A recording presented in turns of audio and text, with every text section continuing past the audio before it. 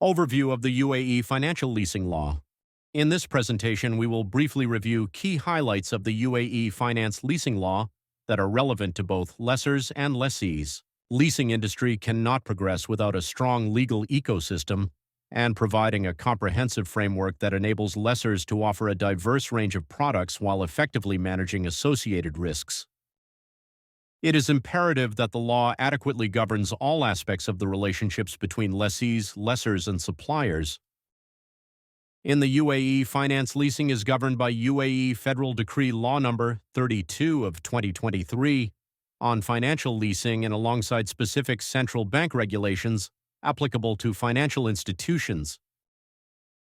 The law establishes a clear legal framework for regulating financial leasing operations and was developed based on the UNIDROIT model law, creating a more advanced leasing legislation that fully aligns with both international standards and the local legal framework.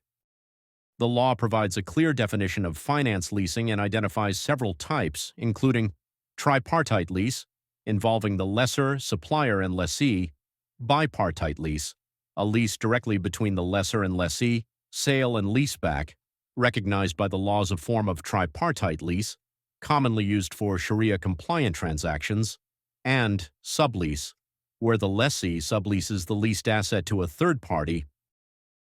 Additionally, it is noteworthy that the UAE Finance Leasing Law regulates a variety of entities acting as lessors in finance leases, whether under bilateral or tripartite agreements.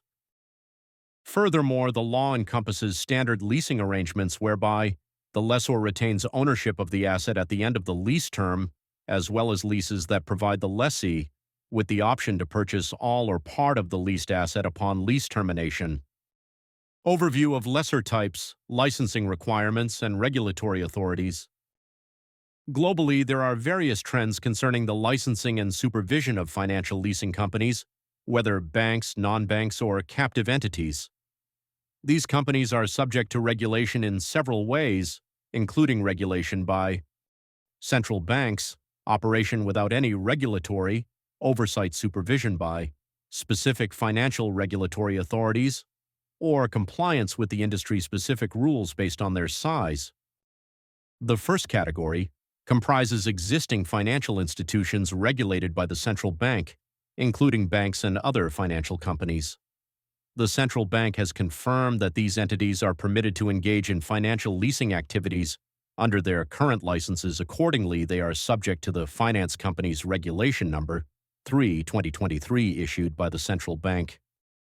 The second category consists of non-bank non-financial institutions, which are legal entities that do not fall under the classification of banks and are not subject to regulation by the central bank. This category may include entities involved in manufacturing, distribution, and supply. However, as of the date of this presentation, the necessary regulatory decisions concerning the licensing and supervision of these institutions have not yet been issued. Licensing requirements that lessors must consider when applying for a license from the relevant authorities. Both financial and non-financial institutions must meet certain criteria to obtain a license, such as complying with financial sector regulations, including adherence to anti-money laundering, AML, and Know Your Customer, KYC requirements. Additionally, to obtain a license, they must provide a business plan, estimated startup cost, identification of all risks, details of the shareholders' board and senior management, residual value risk, valuation processes, information technology. Sharia requirements. If the company is an Islamic financial leasing company, such as observing and implementing Sharia rulings and decisions made by the Sharia Supervision Committee. Rights and obligations of the parties under the provisions of the law. The law provides comprehensive provisions governing the rights and obligations of the parties, allowing them significant freedom in most aspects. However, some provisions differ based on the type of lease, whether it is a tripartite or bipartite contract. The key provisions are outlined as follows. The law grants the lessee a direct right to confront the supplier in a tripartite contract, treating the lessee as if they were a party to that contract. It also transfers the lessor's rights under the supply contract to the lessee, particularly the right to pursue legal action in court or arbitration. As a result, the lessee can litigate directly against the supplier even though they are not a party to the supply contract. This highlights the necessity of including an arbitration clause in all contracts to facilitate such situations.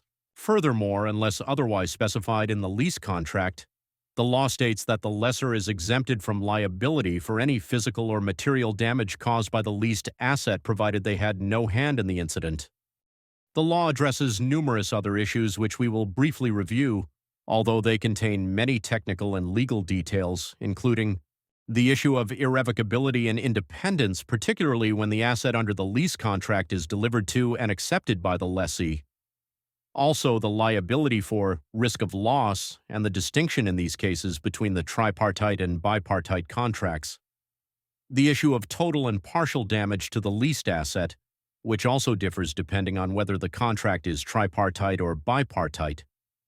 The same also applies to claims for any remedies, transfer of rights and duties, particularly regarding the possibility of transforming the rights of the lessor without the need to obtain the lessee's consent, and warranty of quiet position of the leased asset, issues concerning duties of the lessee to maintain and return the leased asset, termination of the lease contract and what constitutes a fundamental default by the lessee and lessor, what happens in the event of liquidation or declaration of bankruptcy of the lessor, return of the leased asset and the right of possession and disposition, when and how the lessor may exercise its right of enforcement to collect its rights.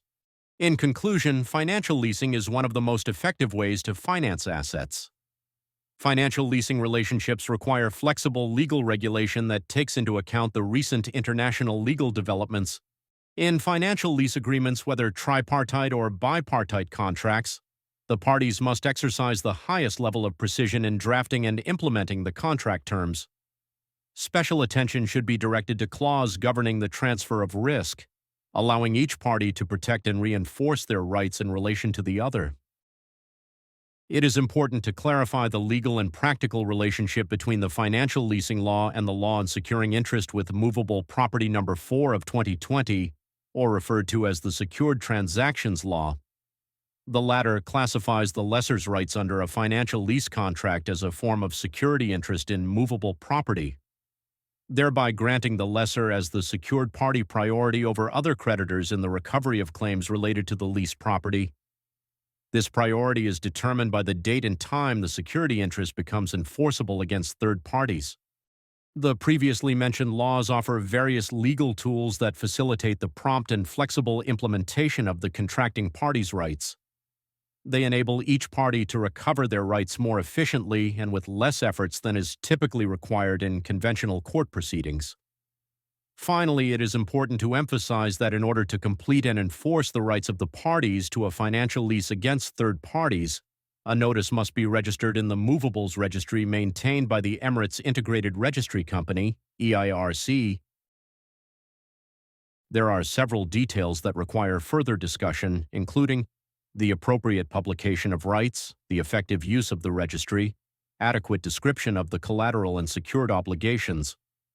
These topics will be explored in more details later.